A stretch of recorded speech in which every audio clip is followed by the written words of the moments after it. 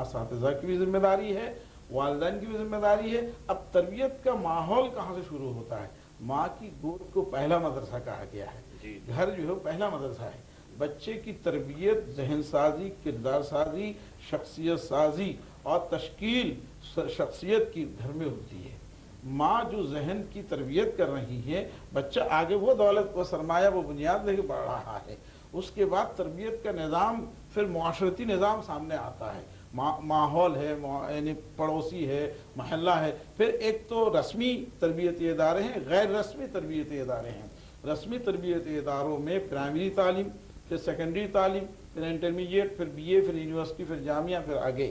تو یہ تعلیمی اداروں کی بنیادی ذمہ داری ہے کہ وہ آپ یوں سمجھ لیں اعجاز صاحب کہ جس طرح ہم کارخانوں میں کپڑے بناتے ہیں یا کوئی اور پروڈکٹ بناتے ہیں، یہ تعلیمی ادارے جتنے ہیں کہ شخصیت ساز کارخانے ہیں، یہاں شخصیت بنتی ہیں، یعنی انسان کی سیرت و کردار اور تربیت ہو کر یہ پروڈکٹ جب ایک طالب علم آئی بی اے سے نکل کے باہر جاتا ہے تو ڈیمانڈ یہ ہوتی کہ آئی بی اے کا ایک نام ہے، انہوں نے ادارے نے ایک نام کمایا۔ تو آپ دیکھتی ہیں کہ ہم جب کوئی سامان لینے جاتے ہیں تو اچھا سے اچھا پروڈکٹ ڈھونڈتے ہیں۔ اسی طرح جب تعلیمی ادارے بچوں کی تعلیم کے ساتھ ساتھ تربیت بھی کرتے ہیں تو بازار میں، مارکیٹ میں جب ان کی ویلیو لگائی جاتی ہے، اسسمنٹ ہوتا ہے، تو ادارے کی تربیت اور تعلیم دونوں کو سامنے رکھ کر جو ہے وہ ان کا اسسمنٹ کیا جاتا ہے۔ انٹرویو جب کال کیا جاتا ہے وہاں یہ دیکھا جاتا ہے کہ کس ادارے سے یہ فارغ التحصیل ہے۔ تو اس لحاظ سے تعلیمی اداروں کی یہ بنیادی ذمہ داری ہے، والدین کی بنیادی ذمہ داری ہے کہ بچے پہ سخت نظر رکھ کے کہتے ہیں کھلاؤ سونے کا نوالا دیکھو شیر کی نگاہ۔ یہ لازمی بات ہے۔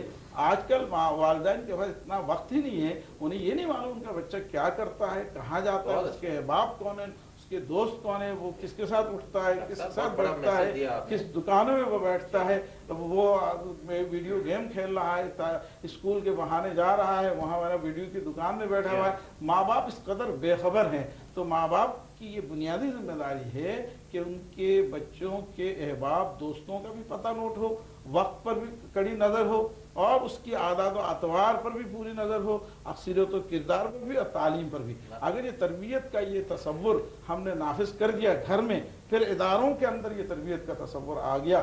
پہلے زمانے میں اب بھی، پہلے زمانہ کیا اب بھی میں کہتا ہوں